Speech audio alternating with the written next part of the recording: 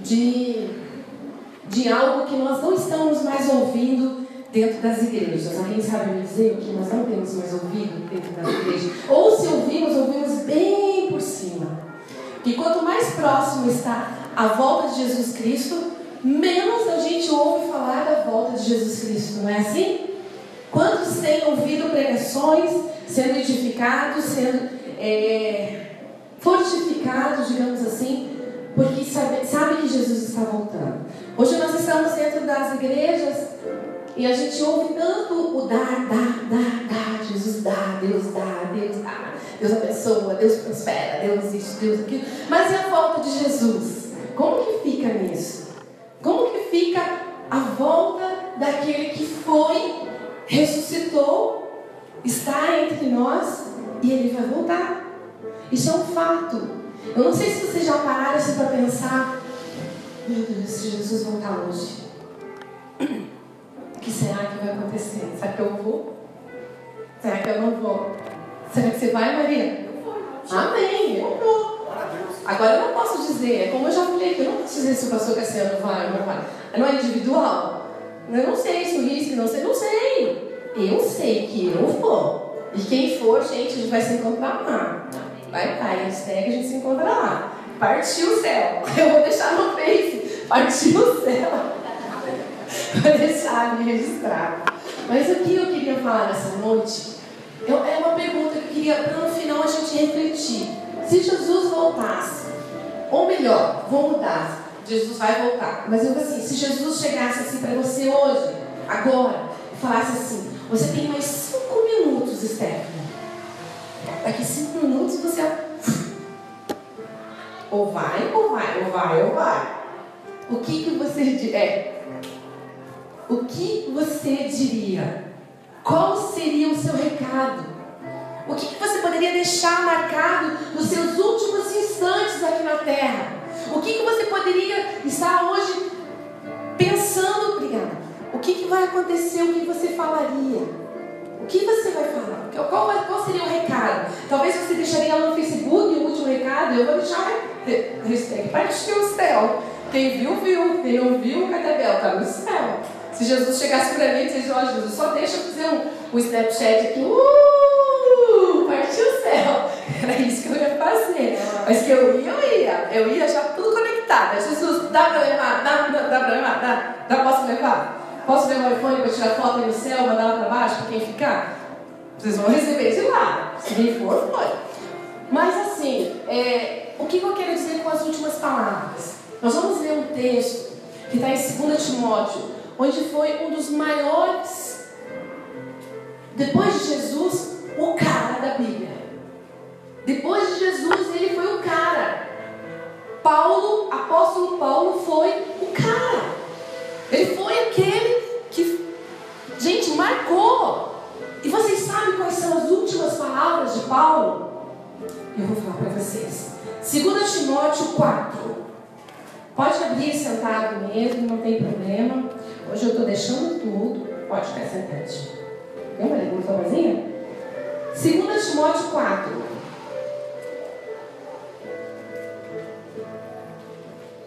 Quem chegou? Um loiro falsificado. Amém? Então, 2 Timóteo 4, a partir do versículo 6, ele diz assim: quanto a mim, estou sendo já oferecido por libação, e o tempo da minha partida é chegado. Combati o bom combate, completei a carreira, guardei a fé. Já agora, a coroa da justiça me está guardada, a qual o Senhor reto juiz me dará naquele dia. A coroa é minha também, amém? Glória a Deus. E não somente a mim, mas também a todos quanto amam a minha volta, Jesus está falando. Procura vir ter comigo depressa, porque Demas, tendo amado o presente século, me abandonou e se foi para Tessalônica. Crescente foi para a Galácia, Tito para a Dalmácia. Somente Lucas está comigo. Toma contigo Marcos e traze-o, para que me é útil ao meu ministério. Amém? Ele não é o cara? Gente, nós vamos conversar, nós vamos aqui ver quem é Paulo, porque aqui ele já é Paulo, o apóstolo Paulo. Nós vamos ver que ele foi o cara. Aqui são as últimas palavras dele. Aí talvez você diga assim, mas é Timóteo, mas depois ele continua aqui em Filemon, em Tito, tal. Mas os livros dele não começam pela sequência. Os livros começam do maior para o menor. Então aqui o maior livro é Romanos. Aí ele vai descendo. Aqui ele estava no final da vida dele. São as últimas palavras dele. Paulo, que na época era Saulo de Tarso, porque ele era de Tarso, ele era o cara que perseguia. Ele e Jesus, eles viveram na mesma época, mas eles nunca se encontraram.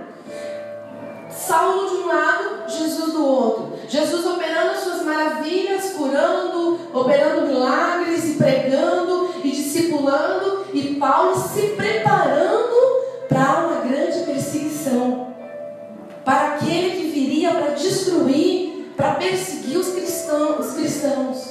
Saulo era aquele perseguidor. E nós começamos a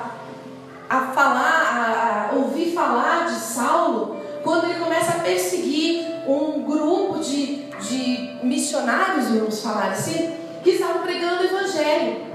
E ali havia um homem cheio do Espírito Santo, que era Estevão.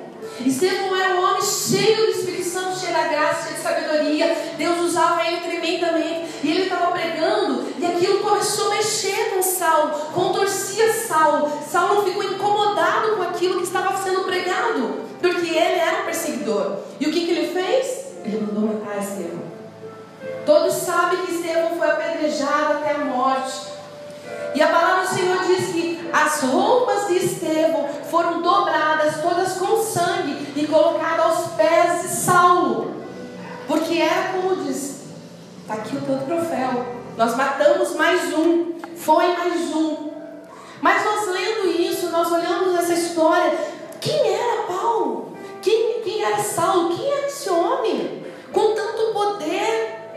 Sabe o que ele fazia, gente? Ele pegava o seu iPhone e passava um WhatsApp lá para as autoridades: estou a fim de matar, estou a fim de apedrejar, estou a fim de perseguir, posso? Tocava lá, pode. Sabe, claro que não existia isso na época, mas a palavra do Senhor, se você ler, diz que ele enviava cartas às autoridades. As cartas que ele mandava era dizendo: eu quero matar, eu quero perseguir e eu quero ir prender, eu posso. E as autoridades permitiam. Que homem era esse, gente? Que homem que tinha tanto poder? Ele era um homem casado ele era da linhagem de Benjamim, onde era uma linhagem nobre, que não precisaria disso, mas ele era um perseguidor. Saulo era inteligente, ele falava várias línguas, ele era um homem todo poderoso, respeitado por onde ele passava. Saulo, ele era um homem onde todos respeitavam ele. E houve um dia que ele falou, vamos lá para Damasco. Damasco vai ter um pessoal que vai estar pregando e eu quero ir lá. E a palavra de Deus nos conta que ele preferia cheirar a morte do que cheirar o ar. A palavra de Deus nos diz isso. A palavra de Deus diz que ele preferia isso do que cheirar o cristão, a vida dos cristãos. E ele foi para essa cidade de Damasco. E no caminho, a palavra de Deus nos diz, e se você puder ler em casa, leia Atos 9. Amém? Atos 9, ele conta exatamente o que aconteceu. Ele estava indo no caminho e chegou a uma altura onde, digamos, ele levou uma rasteira de Jesus. Ele se caiu prostrado e ele falou assim: o que está acontecendo? E aquela velha frase que a gente ouve, né? Saulo, Saulo, por que me persegues? Né? A gente sempre ouve falar isso. E Jesus falou para ele: Saulo, Saulo, por que me persegues? Saulo, por que você está desse jeito? Saulo, por que você insiste em me perseguir os cristãos, aqueles que estão fazendo a minha obra? Por que você fez isso? E a palavra de Deus nos levantou, quando ele levantou, ele já não enxergava nada. Ele estava cego. E ele olha e fala assim: quem és tu, ó Senhor? E a palavra de Deus diz que o Senhor com letra maiúscula, ele já sabia que era o Jesus Cristo, que era o Deus Todo-Poderoso que estava falando com ele.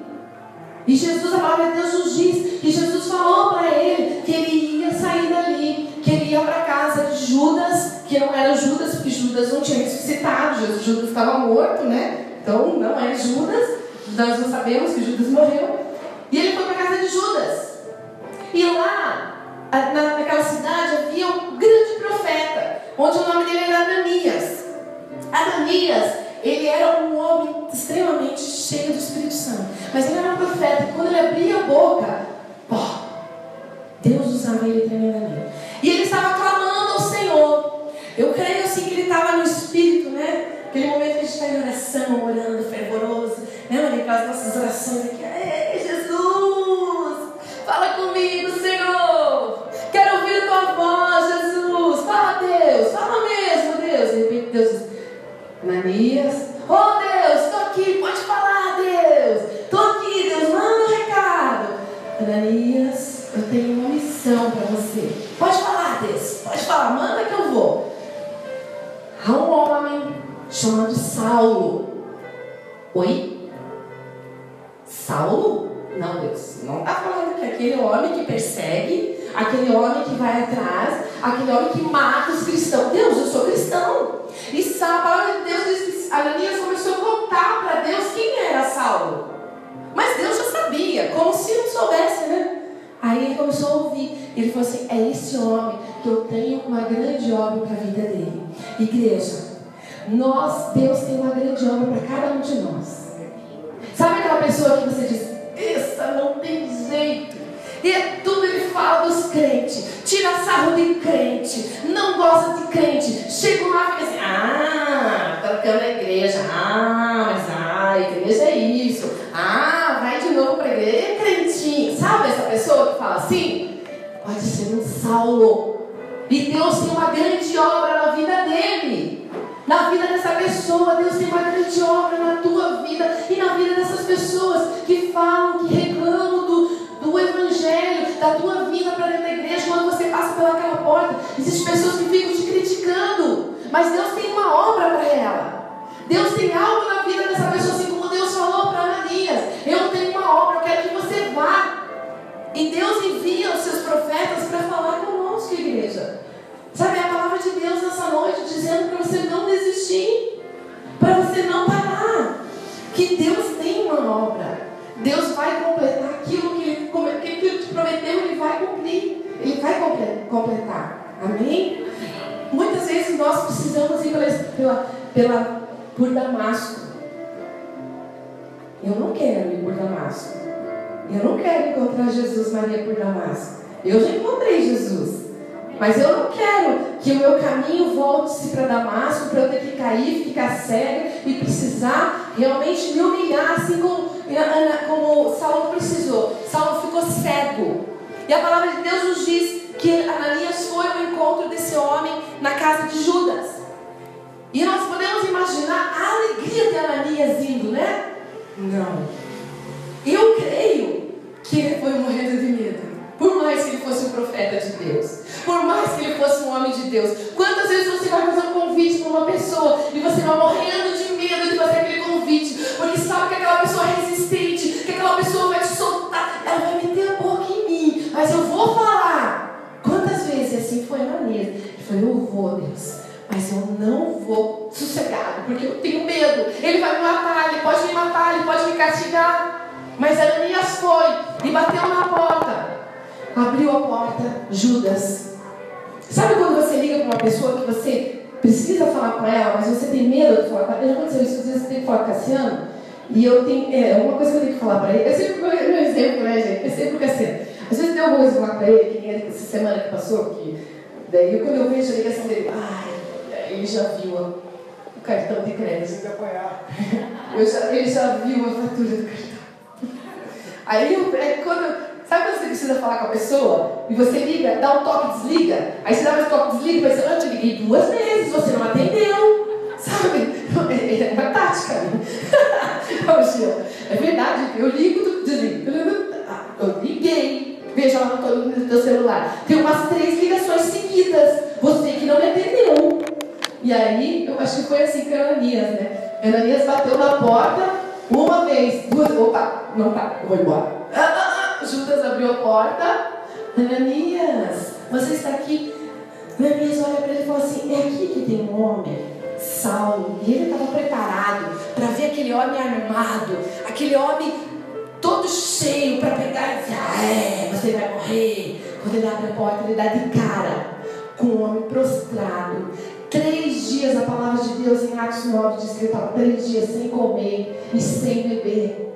Você imagina, um dia, gente, quando a gente faz jejum de meio-dia, de um dia, não sei quantos fizeram de 24 horas já, eu já fiz, a gente fica mal-humorada, fome é a pior coisa, não é? Não é a pior coisa que ver alguém comendo, ai meu Deus, eu prefiro sair, um mau humor. Imagine 3 dias. 3 dias, o Marcelinho deve saber o que é isso, quando vê as pessoas comendo coisa boa, ele tem que comer salada.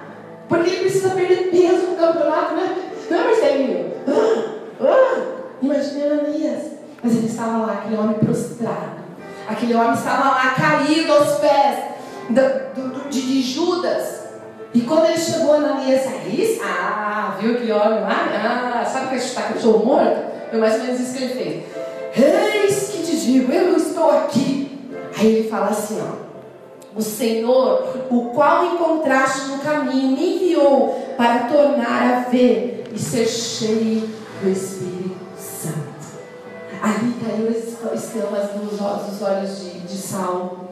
E ali começou uma nova realidade na vida de Saulo. Ali Saulo começou a ser um homem temente ao Senhor. Mas quem é Saulo? Continua a nossa pergunta: quem é Saulo?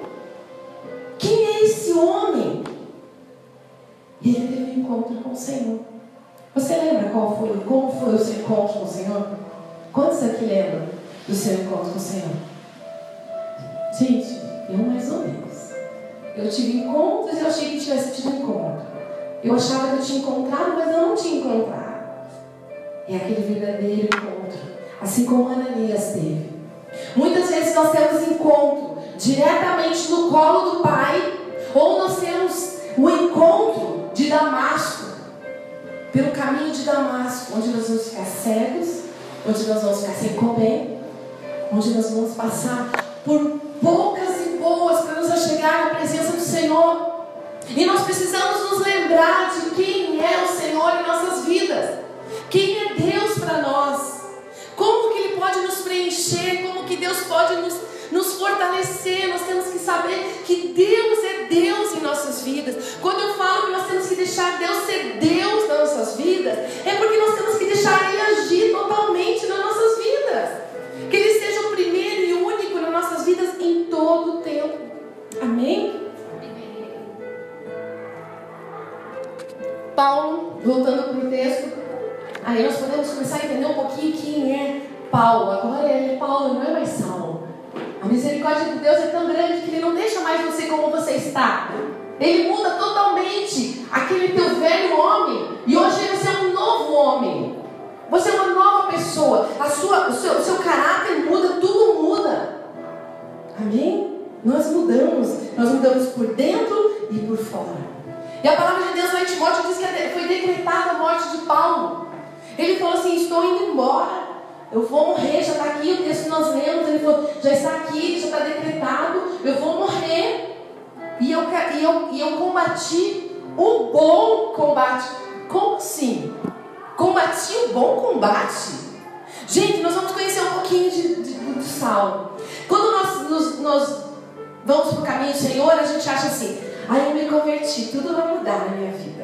Eu não vou mais ter problema, eu não vou mais me decepcionar, eu não vou mais passar pelo vale da sombra da morte. Não vou mais, a minha vida vai mudar completamente, porque eu hoje me converti, eu sou uma nova pessoa. Mentira. Paulo, ele era general. Paulo, na época, Saulo, ele era um homem totalmente respeitado por onde ele passava. Saulo era exaltado, batiam continência, faziam de tudo para ele, porque ele era o cara. Saulo era o cara. E o que aconteceu quando ele se converteu? O mais, digamos assim, o que mais fizeram para ele de valoroso foi expulsar ele da cidade. Ele era expulso, onde ele chegava ele era expulso. Esse era o Saulo, esse era o que ele estava vivendo agora. Aí chegaram para Saulo e perguntaram assim: você já sofreu pelo evangelho? Ele falou assim: algumas vezes. Eu já fui chicoteado 3 vezes, 40 menos 1. Sabe o que é 40 menos 1? Na época, o máximo que se levava uma chicotada era 40. Você não podia passar de 40 chicotadas. Então eles começaram: 1, 2, 3, 20, 30, 37, 38, 39. Daí eles começaram a conversar. Vamos voltar lá então, vamos continuar. 1, 2. E ele conta na palavra do Senhor que ele foi chicoteado 3 vezes, 40 menos 1.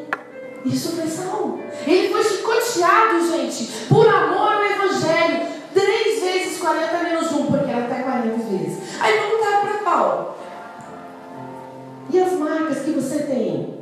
Quais são as marcas que você carrega de Jesus na tua vida? Marcas mesmo. Não é uma tatuagem assim: I love Jesus, Jesus para sempre. Jesus. Não. As marcas que ele falava eram que ele era açoitado, que ele era apedrejado. Teve uma vez, gente, que ele foi apedrejado tanto. Pensa numa pedrada. Eu sempre conto uma história que eu joguei uma pedra uma vez para cima. Eu era pequena, eu nunca fui te aprontar, né? Não. Então eu estava andando de bicicleta com meu irmão e a gente estava brincando. E a gente estava brincando com a filha da vizinha e eu peguei assim a pedra e ficava jogando pro alto. Olha que brincadeira legal, né? E pá! De repente, pá! Na cabeça do meu irmão, né? Mas é uma mariquinha mesmo, né? Foi chorando que eu estava meu pai, só porque levou uma pedrada na cabeça e abriu a cabeça dele, pensa! Aí eu, apanhei, né? Imagina, né? Coitada de mim, que não fiz nada, você jogou uma pedra pra cima, o dele que passou bem na hora, né? Por isso que é meio dandanzinho. Mas assim, foi uma pedrada. Você imagina uma pessoa ser apedrejada, onde as pessoas acharam, chutaram nele e falaram: tá morto porque não tem mais expressão, não tem mais nada. Paulo está morto. Ele foi dado como morto. Todos saíram. Quando ele acordou: vou continuar pregando o teu evangelho, Jesus. Isso foi Paulo. Paulo fez isso. Ele levantou e foi pregar o evangelho. Ele continuou pregando o evangelho. Você já foi preso, Paulo, pelo evangelho de Jesus? Preso? Nem me lembro quantas vezes. Sabe onde era a prisão na época? Era nos esgotos. As prisões antigamente, ele não era assim essa maravilha que nem aqui em Pinhais, 3 refeições por dia, banho de sol, visitas íntimas, celular, selfie. Não! Era lá, no esgoto, no bueiro. As prisões eram lá, gente, no meio de baratas, de bicho, de rato. Lá eram as prisões. Era lá que Paulo ficava. E ele falou: perdi as contas. Eu não sei, Aline, quantas vezes eu fui preso. Mas ele continuou pregando o evangelho. Ele continuou. E aí ele falou assim: como assim? O bom combate? Você foi preso, chicoteado, você foi apedrejado, você fez tudo isso, não, você tem coragem de dizer bom combate. Gente, ele foi 3 vezes. Três vezes a Bíblia conta que ele foi para uma viagem missionária. E sabe o que aconteceu? Afundou o barco dele 3 vezes. Era assim, quando as pessoas chegavam lá, olhavam Paulo: não vou nesse navio não. Esse Paulo é muito pé frio. Ele afogava, o barco dele afundava. Dessas 3 vezes, teve uma vez que afundou o barco. E como estava próximo da ilha de Malta, era uma ilha próxima, as pessoas foram nadando. E dessas pessoas, estavam mais ou menos umas 200 pessoas, conseguiram atravessar a ilha. Chegaram na ilha de Malta, mas estava tão frio, que as pessoas falaram: vamos pegar um graveto para fazer uma fogueirinha? E eles foram. 200 pessoas. Sabe o que aconteceu com Paulo? Foi picado por uma cobra. 200 pessoas, o cardápio foi Paulo. Então Paulo era aquela pessoa azarada, aquela pessoa que só se dava mal, mas ele não desistiu de pregar o evangelho. Aí você fala assim: mas ainda depois de tudo isso, foi picado por cobra, ainda guardei a minha fé. Eu guardei a fé. Sabe o que eu fico impressionada com Paulo? Ele escreveu em Filipenses 4: tudo posso naquele que me fortalece. Mas antes de tudo isso, ele falou: eu posso ficar sem comer, eu posso ter o que comer, eu posso me alegrar, eu posso me entristecer, eu posso hoje ter e amanhã não ter. Mas de tudo isso eu sei que tudo eu posso naquele que me fortalece. Ele olhou essa palavra, ele escreveu isso. Aí depois de tudo isso que aconteceu com ele falou: tudo eu posso naquele que me fortalece. E Paulo foi o maior evangelista. Paulo é o que mais nos dá a visão do amor, da graça, da salvação de Deus. Paulo é aquele que nos ensina a amar ao Senhor de todo o nosso coração. Paulo é a pessoa mais exemplar depois de Jesus na Bíblia. É Paulo. Paulo não era nada. Era Saulo. Era aquele que perseguia, aquele que matava, que tinha prazer de matar. E hoje ele era aquele ganhador de almas. E ele ainda diz: tudo posso naquele que me fortalece. Eu posso ter, posso não ter, posso me alegrar, posso não me alegrar, mas tudo eu posso naquele que me fortalece. Eu creio que ele lembra de Abacuque. Lembra lá em Abacuque 3,17, que diz: ainda que a figueira não floresça, nem haja fruto na vide, que o fruto da oliveira minta, e os campos não produzam mantimento, e as ovelhas das malhadas sejam abatadas, e nos currais não haja vagas, ainda assim eu me alegrarei no Senhor na minha salvação. Eu creio que ele falou assim: já que eu estou passando por isso, Abacuque passou por tudo aquilo, e ainda escreveu tudo isso, eu também posso. Você pode, igreja. Você pode. Essa luta que você passa não é nada. Você não é apedrejado, você não é chicoteado 40-1, 3 vezes. Você não é picado por cobra. Às vezes nós temos algumas cobras ao nosso redor, mas não é. Mas nós somos mais que vencedores. Jesus já decretou isso na palavra dele para as nossas vidas. E nós murmuramos, nós reclamamos por coisas tão pequenas, por coisas tão banais. Nós deixamos o Evangelho, nós viramos as costas para Jesus de forma tão medíocre. Depois de tudo que a gente lê desse homem tão maravilhoso que Deus coloca na palavra dele, para nós nos espelharmos.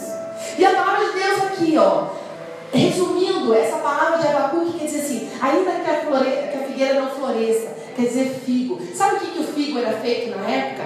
O figo ele era feito para fazer pastas para curar feridas, sabia? Quando acontecia o que aconteceu com Paulo, deles ser chicoteados, eles faziam uma pasta de figo e colocavam. Abacuque queria dizer assim: ainda que não haja cura, ainda que eu esteja enferma, ainda que eu tenha pego um laudo, né? E tenha dado algo que não me agradou, ainda que eu tenha que fazer tudo de novo, ainda que eu tenha que passar tudo de novo, eu me alegrarei no Senhor da minha salvação, porque Ele está comigo. Ele quis dizer assim: mesmo que não tenha cura, o Senhor está comigo, o Senhor está com você, amém? Ainda que não produza vinho, que é alegria, ainda que não haja motivo para você sorrir, você diz: mas você não sabe dentro da minha casa como é que é, você não sabe como é que é a minha vida, ainda que não haja motivo para você sorrir. A palavra de Deus aqui é algo que diz: mesmo assim eu me alegrarei no Deus da minha salvação. Ainda que o fruto da oliveira minta, ou seja, não produz azeite. Azeite é unção. Mesmo que as pessoas olhem para você e não dê nada, mesmo que as pessoas olhem para você e não acreditem no teu ministério, as pessoas olhem para você e achem que você é um zero, que você não serve para a casa do Senhor, mesmo assim eu me alegrarei em ti, Senhor. Amém. Já passou fome? A palavra de Deus diz aqui: ainda que nos pastos não produzam. E aqui o Abacuque está dizendo: mesmo que eu não tenha o que comer, eu vou me alegrar. Mesmo que as ovelhas sejam arrebatadas, mesmo que todos te abandonem, mesmo que todos não estejam do teu lado, assim nós vamos ainda nos alegrar no Senhor. Amém? Mesmo assim, mesmo que não haja nos currais, que não haja nada na despensa, você abre a tua geladeira e fala assim: o que eu tenho para comer? Quantas vezes eu vi isso dentro da minha casa? Quantas vezes eu vi o meu pai e minha mãe abrir a despensa e não ter o que comer? E mesmo assim eu nunca vi a minha mãe e o meu pai não se alegrar. É isso que nós temos que fazer. Mesmo que eu abra, mesmo que eu veja que eu não tenha, hoje eu não tenho, mas em nome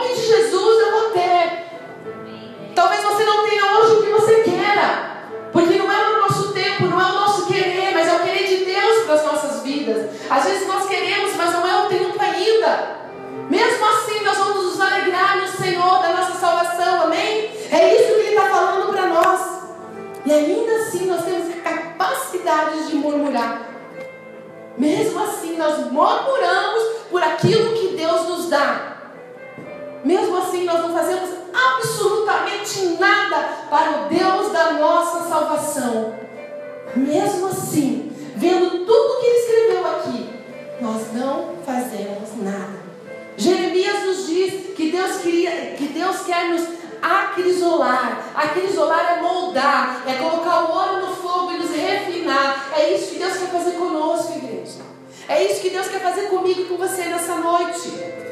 O máximo possível. E ficar o ouro mais perfeito, o ouro mais precioso. Quando as pessoas olharem para você, ver a beleza, ver o brilho em você, porque você foi acrisolado, você foi para o fogo, tirou todas as impurezas de você, porque o ouro, quando vai, ele separa tudo que não é puro, vai saindo e fica. Quanto mais tempo ficar, mais puro fica. E Deus quer fazer isso conosco. Às vezes dói, com certeza, mas é necessário.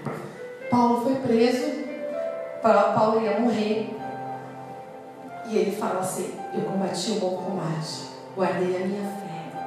Você tem guardado a sua fé?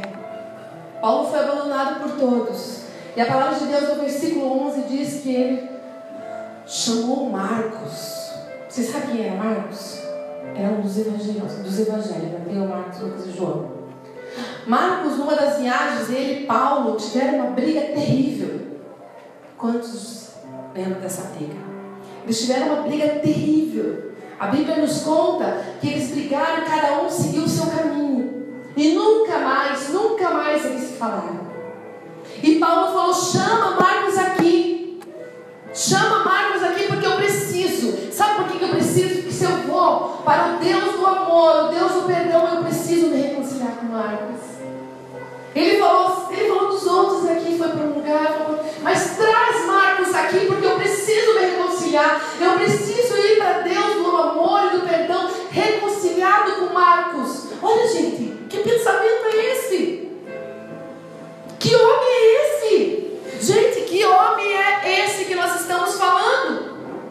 Nós não podemos proclamar o Evangelho, nós não podemos pregar. Eu não posso subir aqui e pregar se eu não tiver o amor e o perdão pelo meu irmão.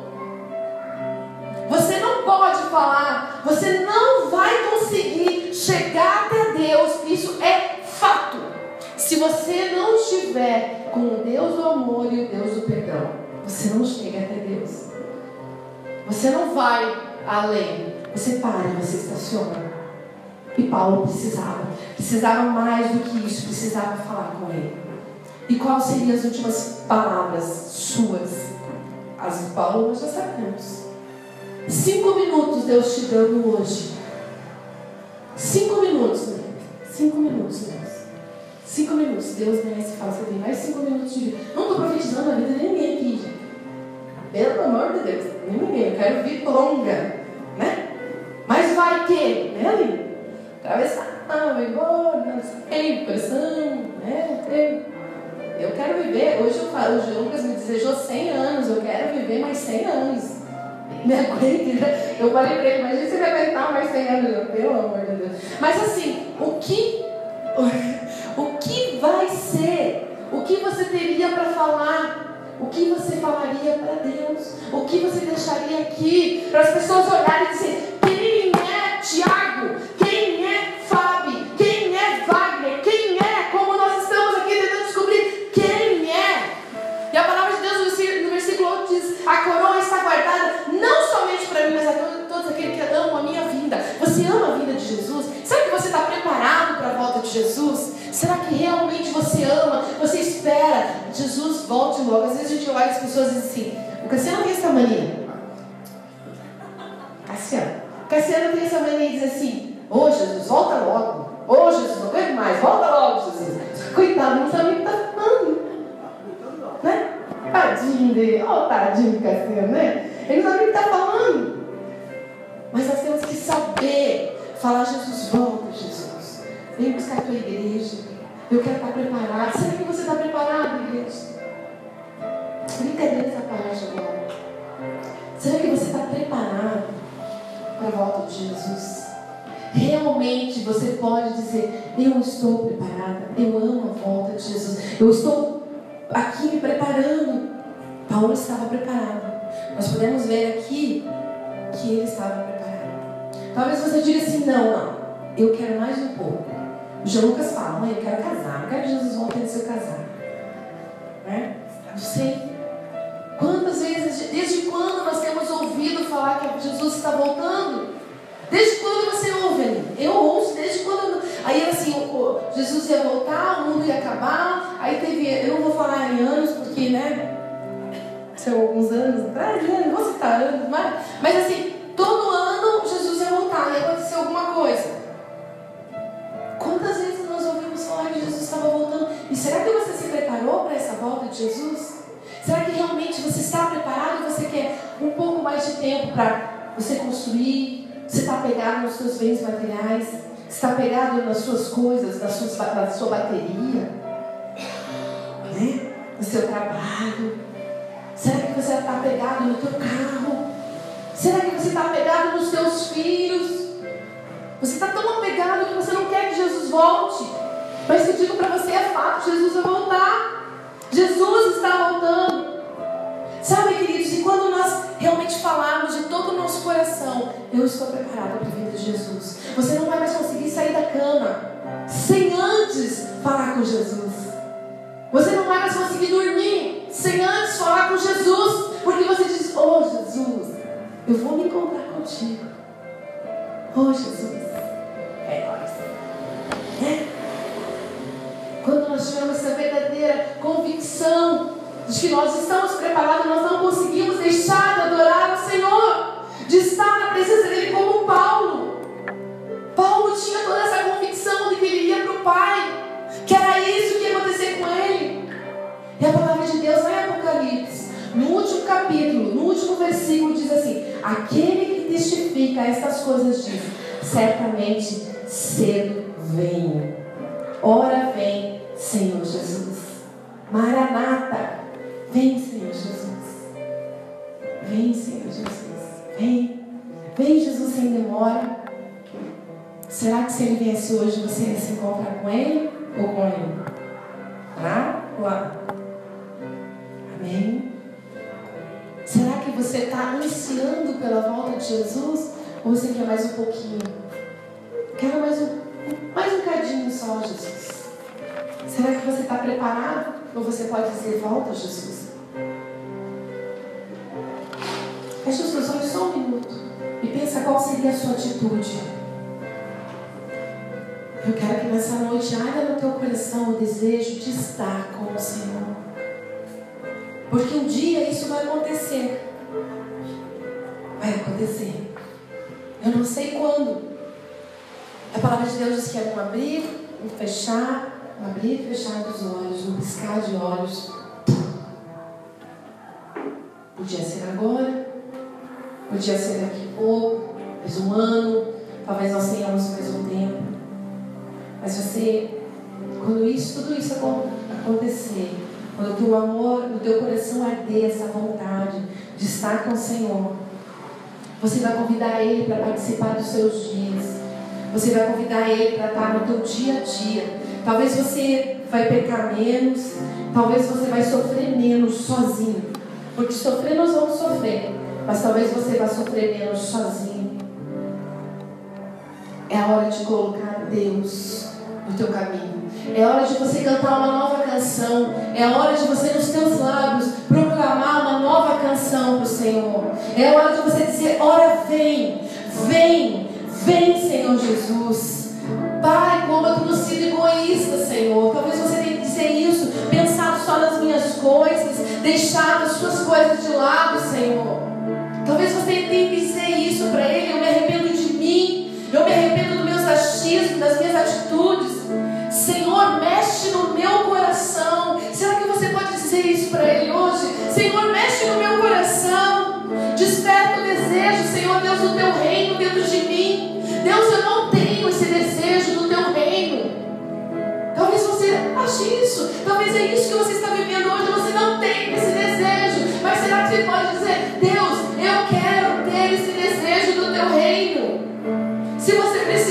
isso. Você precisa voltar. Você precisa voltar para os braços dele nessa noite. Se você não está preparado para a volta de Jesus, essa é a hora onde o Senhor diz: Maranata, hora vem. E a palavra de Deus nos diz, você leu comigo, que Paulo foi aquele homem que as últimas palavras dele foi: combati o bom combate, guardei a minha fé. O que você pode dizer? Será que você combateu o bom combate? Ou você pode só dizer assim: mas eu fiz tudo pelaquela igreja, eu fiz tudo o que podia fazer, eu fui apunhalado, eu só errei, só fiz coisa errada, só me decepcionei, eu não prego mais o evangelho, eu não vou mais falar de Jesus. Será que é isso que você vão ser as suas últimas palavras? Ou será que você pode glorificar? Você pode dizer: eu fiz o melhor, eu combati o bom combate, eu fiz o meu bom trabalho, mesmo nas lutas, mesmo no sofrimento, mesmo nos momentos mais difíceis da tua vida, você continuou firme, a tua fé não abalou, porque você guardou a tua fé, você guardou a sua fé no Senhor. Será que você pode dizer isso? Eu guardei a minha fé, Senhor, a minha fé está guardada, mesmo por tudo que eu passei, eu fui assolado, eu fui chicoteado, eu fiz coisas terríveis comigo, mas mesmo assim, eu guardo a minha fé. Eu guardo a minha fé. Eu guardei a minha fé em Ti, Senhor. Será que você pode dizer isso? Quais seriam as suas últimas palavras? Quando nós falamos em 5 minutos que o Senhor ia te dar, quais seriam as suas palavras? Será que você chamaria alguém que você precisa perdoar? Será que é uma pessoa que você precisa pedir perdão? Será que você tem guardado dentro de você uma raiz de amargura? Será que você precisa perdoar? Como o apóstolo Paulo precisava perdoar Marcos? Será? Como está teu coração perante o Senhor? Será que você tem vivido essa religiosidade de entrar e sair da casa do Senhor e não haver mudança na tua vida? A tua vida continua do mesmo jeito. Será que tudo está do mesmo jeito? Em nome de Jesus, qual é o bom da tua vida? O que é o bom para você? Em nome de Jesus, que esse bom seja a salvação da tua vida, da tua família. Que você diga: é bom eu pagar o preço, é bom eu orar, é bom eu buscar, é bom eu estar na casa do Senhor, é bom estar com Deus, é bom, mas é difícil, há lutas, mas o meu trabalho, como eu vou para a igreja, eu não tenho tempo, eu não tenho isso, eu não tenho aquilo. Mas se você tiver a capacidade, tiver a vontade, se esforçando de estar na presença do Senhor, você vai dizer: eu combati o bom combate. Houve lutas, houve dificuldades. Quantas vezes o inimigo se levantou para que eu não estivesse lá, para que eu não estivesse na comunhão com meus irmãos? Quantas vezes isso aconteceu? Mas eu não desisti. Eu fui apunhalado, eu fui chicoteado, eu fui picado por cobras, por pessoas que queriam o meu mal, que queriam me acabar comigo. Mas mesmo assim, a minha fé ficou intacta.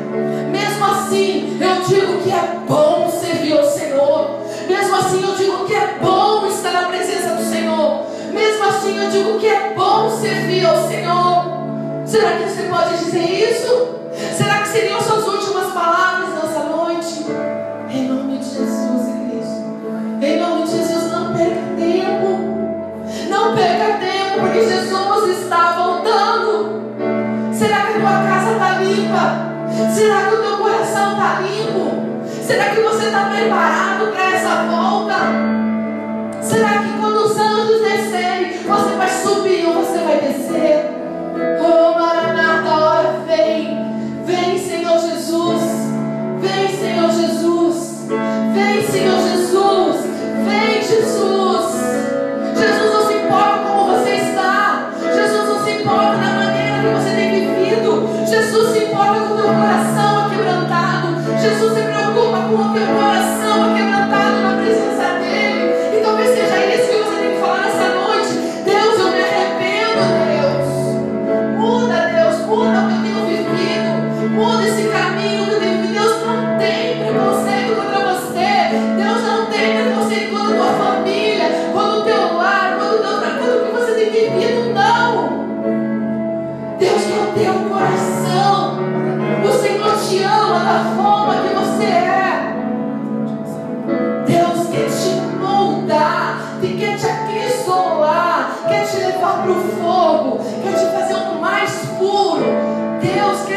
achar puríssimo, te fazer a joia mais preciosa. Quando as pessoas olharem para você, vão ver o brilho de Jesus em você.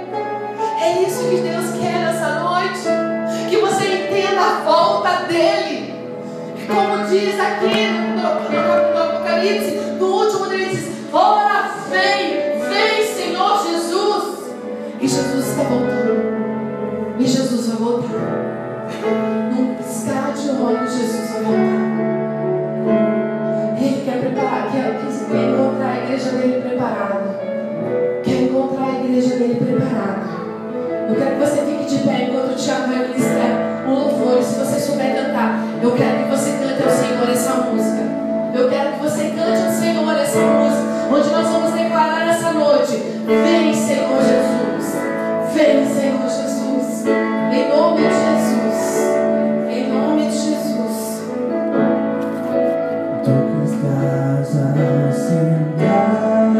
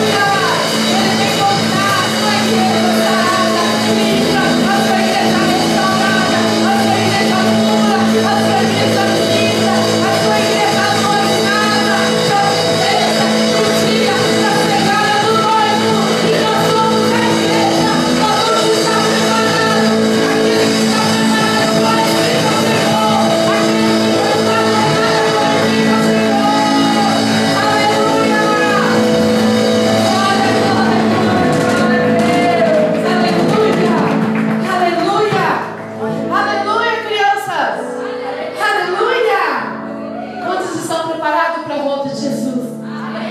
Qual seriam as suas últimas palavras? Combati o bom combate?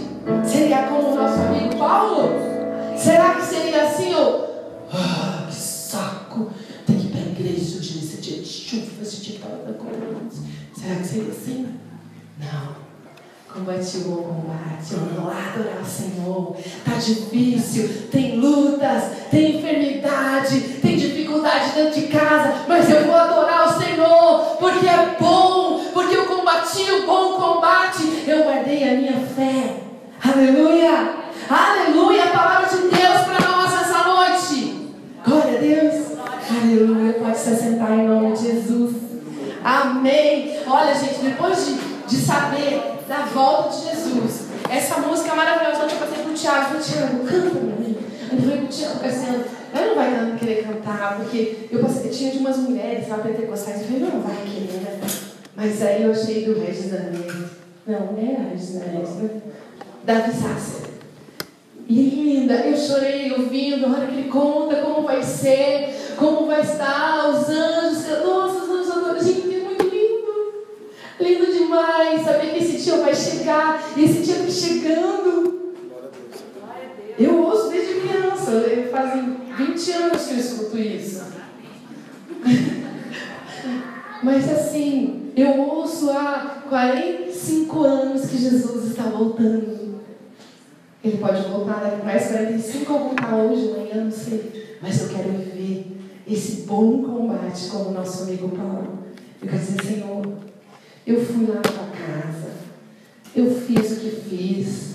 Muitas vezes a gente se decepciona. Quantas vezes, Maria, a gente chora aqui, né? Quantas vezes a gente espera mais.